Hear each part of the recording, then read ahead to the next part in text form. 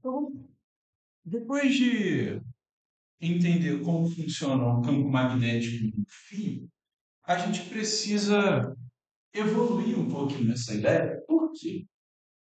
A galera precisava de campos magnéticos cada vez mais intensos, porque uma das coisas que se descobriu foi uma força que vem desse campo magnético, né? Porque, pensa, se a bússola mudou de posição, pelas nossas leis de Newton, um corpo tem a tendência de permanecer parado se nenhuma força for feita sobre ele, correto? Então, para que essa bússola mudasse o sentido dela, a direção dela, concorda que precisou ser feita uma força? Essa força estava sendo realizada, né, dentro desse campo magnético. E uma das coisas que se percebeu é que quanto mais intenso o campo magnético, mais intensa era essa força, certo? Então, se eu quero gerar uma força bem intensa, eu preciso de um campo magnético cada vez mais intenso. Hoje você tem carros elétricos que funcionam através de força, essa força eletromagnética, né? Você tem uma força eletromagnética que vai. O carro é elétrico, né? Ele funciona com energia elétrica, mas ele faz uma corrente passar, e essa corrente vai passar num fio, numa bobina, tal, vai gerar um campo magnético que vai gerar uma força, sacou? Tem lá um campo magnético. Sim, a gente usa a levitação magnética para poder fazer ele ficar flutuando, ele não importa no brilho. Então, aqui nessa imagem, você consegue ver uma das coisas que foi produzida, né? Você está vendo que eu tenho um fio que gira em torno desse material que está ali? Esse arranjo, ele é um arranjo feito para intensificar campos magnéticos. Mas como que isso é feito? Teve um passo a passo para isso. E qual foi esse passo a passo? Eu tenho. O primeiro ponto foi uma espira. Porque qual foi a ideia da galera? Se o fio esticado gera um campo, se eu pegar esse fio e dobrar ele em formato circular, concorda que aqui dentro eu vou ter campos girando? Não vou? Só que vamos pensar nessa corrente passando pela minha espira. Ela atravessou essa espira toda. E aqui no meio dessa circunferência, concorda que o meio dessa circunferência vai ser afetado por todos os pequenos pontos existentes nessa geradores de campo magnético dessa espira? Porque lembra que o fio ele produzia campo magnético em toda a sua extensão? Então, toda a extensão desse fio aqui consegue gerar campo magnético, né? E aqui, ó, pela nossa regra da mão direita, né? Você vai colocar. Ai, foi para lá. Você vai colocar o teu dedão aqui. Cadê? Vai para frente. Cadê? Ali, a volta. Volta. Você vai colocar o seu dedão aqui, ó, e dedão na corrente. E quando você passar por todo esse fio, concorda que os dedos sempre apontam para o mesmo lugar? Isso vai dizer que a direção aqui no centro do vetor campo magnético é para cima, não é? E todos os pontos desse fio criam um campo magnético para cima, certo? E campo magnético é um vetor. Vetores na mesma direção e mesmo sentido, o que você faz? Soma. Ou seja, esse ponto do centro aqui, ó, ele vai te indicar um vetor que é a soma de todos os vetores produzidos por cada pedacinho de fio que a gente tem aqui. Sacou? Concorda que ele vai ser mais intenso do que o campo do fio? E a gente tem que ele vai apontar para cima, já que ele é uma soma de todos aqueles campos, né? E você pode usar a regra da mão direita, tanto com o dedão na corrente para te indicar que o vetor sobe, ou você pode botar o dedão no campo e os teus dedos indicam o sentido da corrente. Beleza? Tanto faz. Você pode usar os dois para trabalhar com a regra da mão direita. Beleza? Aí vamos lá. Aqui vai te dizer ali do campo, né? Da regra da mão direita, papapá. E a intensidade do campo nessa espira. Mi, I sobre 2 R. Beleza? Você percebeu que é um pouco diferente do nosso campo no fio? A gente tinha mi e sobre 2π, né? R ou D, tanto faz, né? Mas agora eu não tenho mais aquele pi, beleza? Cuidado, porque são muito parecidos, tá? Beleza? Aí, só, como isso daqui já intensificou o nosso campo magnético, beleza. Aí a galera foi falando assim, pô, legal. Antes, vamos só olhar para a nossa espinha aqui, que ela tem algumas coisas interessantes. Se liga. Você está olhando para essa espira de cima para baixo aqui, certo? Tá olhando para ela bonitinho. Vou tentar olhar ali a hora. O olho chega num negócio assim. Então, ó, você está olhando ela de cima para baixo, beleza? Essa é a sua visão da espira, certo? Essa é a sua visão da espira. Então vamos. A corrente está girando daquele jeito. E aqui, ó, você está vendo a corrente, você não está vendo a corrente girar, mas você sabe que a corrente está girando desse jeito. Ok? Ô, show de bola. Então vamos lá. O campo aqui, então, está fazendo o quê? Saindo, não está? Ele está saindo, está apontando para você. E como é que você representa esse campo aqui? Saindo. Uma bolinha? Não, está saindo, certo? Indo no meio. Pô, beleza.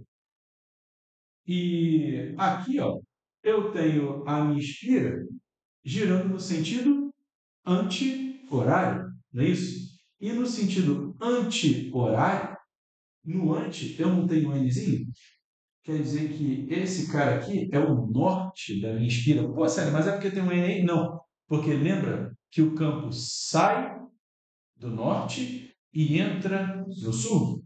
Ele não está saindo desta região da espira que você está olhando? Então você está olhando para o polo norte da espira. Embaixo, você tem qual região? Você tem o polo sul, não é isso? Beleza? Então aqui eu tenho o meu polo norte e abaixo eu tenho o polo sul. Por que é o polo norte? De novo? Ela sai do norte. Porque o campo está saindo do norte. Beleza? Certo? Então vamos lá. Então aqui ó, você vê o campo saindo do norte. Certo? Vamos à frente. Agora, você olha para essa espira e a minha corrente não gira no sentido anti-horário, mas sim no sentido horário, certo? Você olhou para uma espira diferente que está com coisa girando no sentido horário, beleza? Quando tu olha para cá, olha só, o campo no meio dessa espira está apontando para onde? Para baixo. E quando ele aponta para baixo, o que você tem? Como é que eu represento aqui? Então tem a bolinha com X, né? Certo? Então, essa bolinha com X indica que o campo está indo para baixo. Pô, maravilha. E esse daqui é o meu sentido horário, não é isso? No meu sentido horário, você vê o polo sul, porque você percebe que o vetor campo magnético está entrando na região para que você na região a qual você olha, não é isso? Você não está olhando para a região onde entra esse campo magnético, então tem o polo sul, beleza? Tranquilo? De boas? Suavão? Então, simbora. A minha espira, diferente de um fio, né? Ela vai ter um polo norte e um polo sul, certo? Porque tem uma região onde entra o campo, uma região onde sai o campo, certo? Então vamos lá. Aqui, quando você olha para essa espira, você percebe então que ela funciona como se fosse um ímã, com as suas duas polaridades, polaridade norte e polaridade sul. Certo? E sempre que você tiver a polaridade de uma espira, você concorda que você pode determinar agora o sentido de giro da corrente? Porque se ele fala que você está olhando para a face norte, quer dizer que a corrente está o quê? Saindo. Então qual é o sentido de giro da corrente? É o que vai acompanhar a tua mão aqui, ó. Não é isso? Está girando sentido anti-horário. Se ele fala que você vê a face sul, o campo está o quê? Entrando e ele está girando no sentido horário. Beleza? Tranquilo? De boa. Ok. vamos mais para frente, porque olha só, a galera foi e falou, pô, maneiro, a tal da Espira, realmente, ela vai amplificar o meu campo magnético, o próximo vai ficar mais intenso, pô, legal, maneirão, suave, tá? E se, ao invés de dar uma volta, eu dou mais de uma volta? Essa aqui não é minha Espira? Mi, I sobre dois r meu campo? Pô, pensa aqui comigo. Se eu dou mais uma volta aqui, ó, e dou uma voltinha, acrescentei mais uma espira. Tem duas espiras. Concorda que o meu campo vai ser o dobro disso aqui? Pô, maneiro.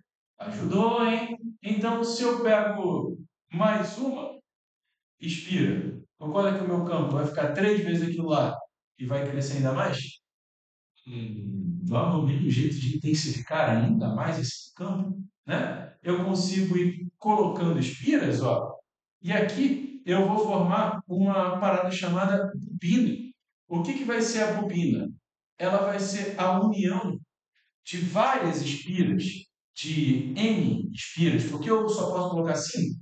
Não. Só posso colocar 4? Não. Eu posso colocar quantas espiras eu quiser, quantas voltas forem necessárias. E quanto mais voltas, concorda que mais intenso será o meu campo? Concorda? Pô, beleza.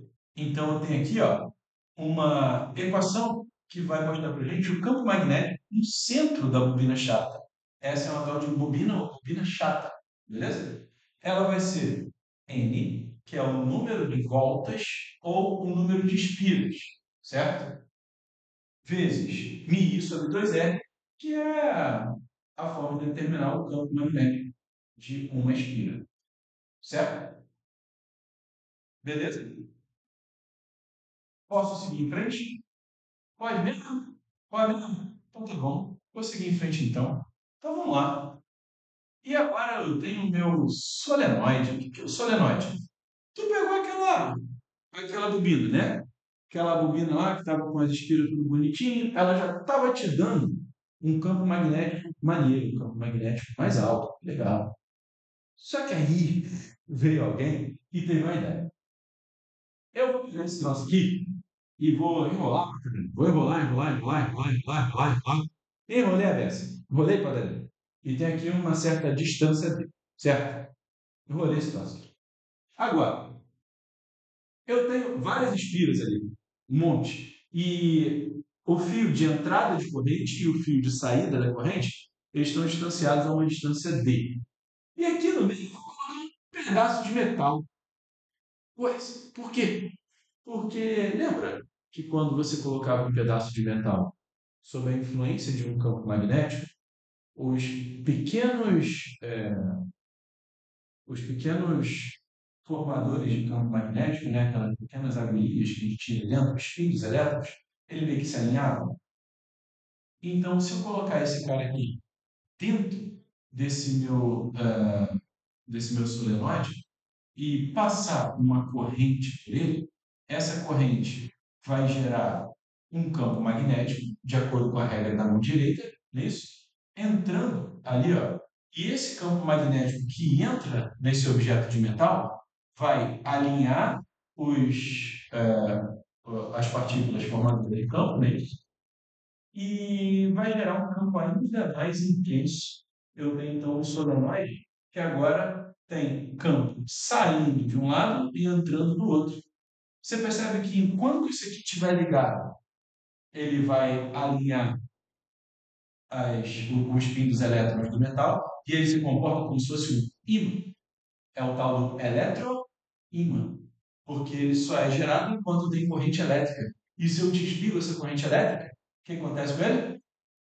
Shutdown. Para de passar. Sacou? Vai parar de passar corrente elétrica.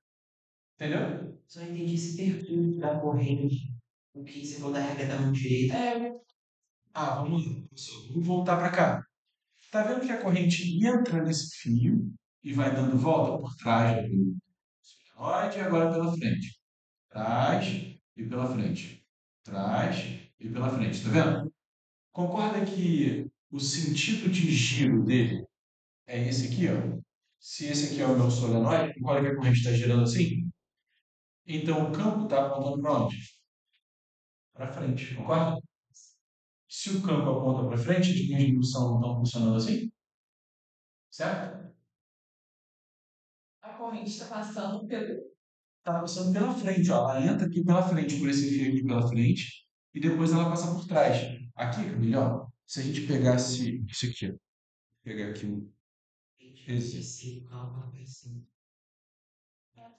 vamos pegar um exemplo aqui, vou pegar esse fio e finge que esse meu passador é um objeto de metal, beleza? Então eu vou colocar aqui, ó, estou colocando em frente a ele, tá?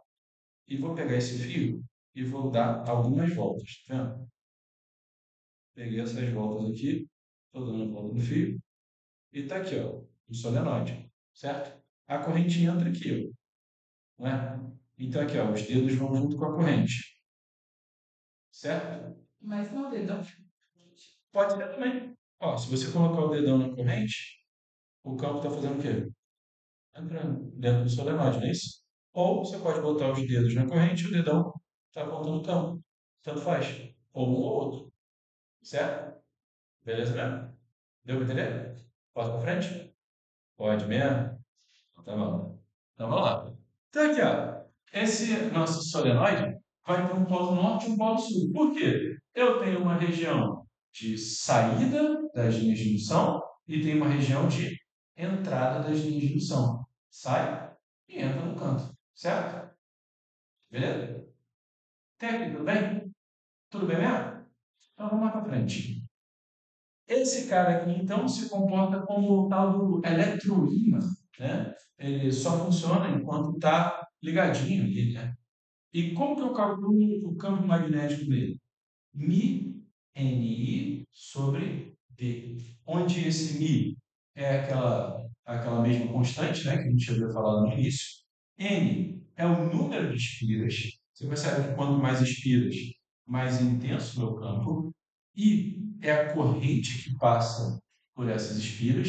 E agora, esse cara tem que ficar bem apertadinho. Por quê? Quanto maior a distância entre o fio de entrada e o fio de saída, menor a intensidade do campo. Então, quando eu for enrolar isso aqui, eu tenho que enrolar ele o quê? Muito juntinho, muito apertadinho. Esses fios têm que ficar, ó, bem juntinho um do outro para poder gerar um campo magnético bem intenso. Ok? Beleza? Tranquilo até aqui? Então vamos lá. Agora, tem uma coisa que alguns exercícios gostam de cobrar, que é a densidade linear de espiras. O que é densidade linear de espiras? É quantas espiras eu tenho em um certo comprimento. Isso vem de onde? Aqui, ó. N sobre D. N dividido por D não vai te dar, por exemplo, 10 espiras por centímetro? Ou 30 espiras por centímetro? Isso é a densidade linear de espiras. Às vezes o exercício nos fala assim, ah, você tem, sei lá, 100 espiras em 10 centímetros. O exercício não te fala isso. Ele fala que você tem 10 espiras por centímetro. Sacou? Se você quiser ficar brigando com exercícios e tentar achar N de distância, você vai já acordar, ele vai perder tempo e não vai conseguir achar. Beleza? Mas se você olhar e lembrar que isso daqui é densidade linear de espiras, você consegue ter mais. Ok? Beleza? Então vamos lá. Alguns exercícios para a gente poder fazer. Um dos circuitos elétricos mais utilizados no cotidiano é o da campainha elétrica, que possui um eletroímã.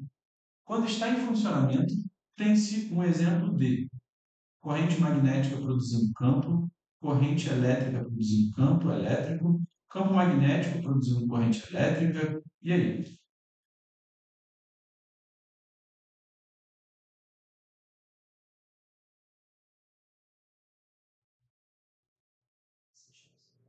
Ok. A gente tem a letra E, corrente elétrica produzindo campo magnético. E aqui, cara, a gente tem a imagem de uma campainha. Como é que ela funciona? Aqui você vai ter duas bobinas, dois solenoides como esse, onde você tem um fio de cobre enrolado aqui. Esse fio vai ser enrolado todo apertadinho, beleza? Quando você aperta o botão da campainha, você fecha o circuito e corrente passa por esses caras. Só que a corrente de casa ela tem uma frequência, não tem? ela não tem uma frequência de 60 Hz, ou seja, ela vai e volta com 60 Hz. Então você vai ter um campo magnético desse cara aqui, para cima e depois para baixo, para cima e para baixo. Mas você não tem dois? Então você vai ter um que vai estar empurrando, puxando, empurrando, puxando, empurrando, puxando. Isso faz com que essa corrente elétrica que passa aqui, ela vai gerar um campo magnético e o campo magnético vai gerar uma força magnética que vai pegar essa campainha, ó, blim, blim, blim, blim, blim, blim, vai bater aqui. Sacou? Beleza? Aí vamos lá. O eletroímã tem seu núcleo formado por um material que apresenta propriedades magnéticas. Após ser desligado, que apresenta propriedades magnéticas após ser desligado. Logo, esse núcleo é composto de substâncias, e aqui a gente não falou, né, mas eu preciso falar com vocês de substâncias ferromagnéticas. Essas substâncias vão ser aquelas que, como diz no texto, olha só, ele tem seu núcleo formado por um material que apresenta propriedades magnéticas após ser desligado. Então, se ligou o eletroímã, ele virou um ímã. Você desligou, quando você desligou ele, parou de passar corrente elétrica. Mas o material continuou apresentando essas propriedades magnéticas. Se isso acontece, a gente está falando de um material ferromagnético. Beleza? Tranquilo? Então, fechar mais esse